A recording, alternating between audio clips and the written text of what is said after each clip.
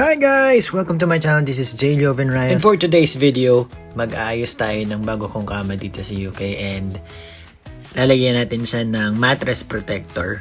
Yan, may garter yung edges, yung corner ng mattress protector. Ilalagay lang natin siya dun sa, isa-secure lang natin siya dun sa bed para hindi siya gumalaw-galaw.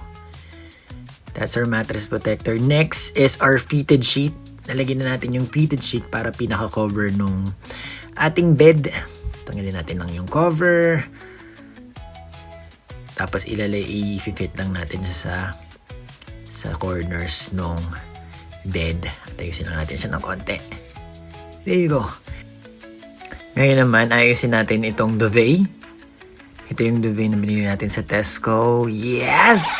Ulit pa talaga. Ulit pa ulit. Oh my God. Grabe yung pag-flex ng biceps niya, di. Pagbigyan na natin, ayan, buksan na natin tong duvet. So, ito yung magiging parang pinaka-comforter natin dito. Duvet ang tawag nila. So, tanggalin natin lang natin siya sa plastic. Tapos, ngayon, tanggalin naman natin sa plastic itong mga una natin, anti-allergy pillows. Ay, inulit talaga ulit. Oh my God. Ay, pinulit-ulit talaga.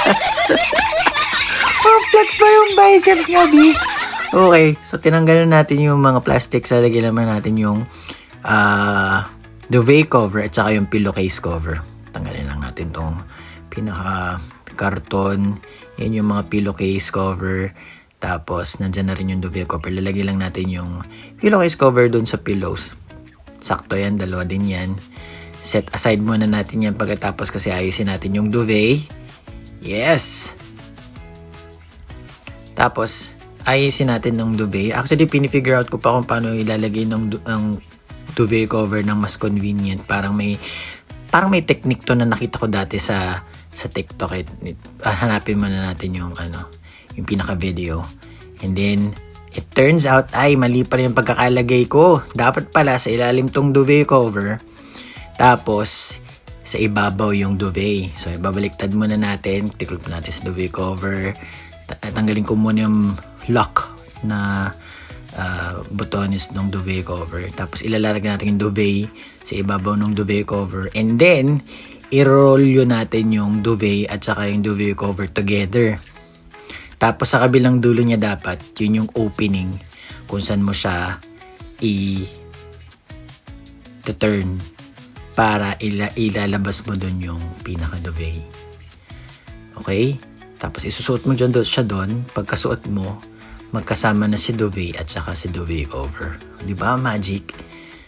Yes. So, yan. Pati yung kabilang dulo. Tapos i-roll out mo na siya. Pagka-roll out mo, magkasama na silang dalawa.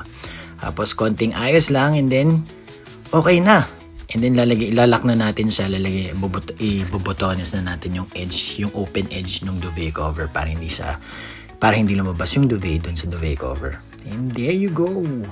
Kala mong hirap-hirap, dali-dali lang naman pala. Yun yung mga pinagbibili natin na gamit sa Tesco. So everything's in place now. Lalagyan na natin yung pillows and voila! There you go.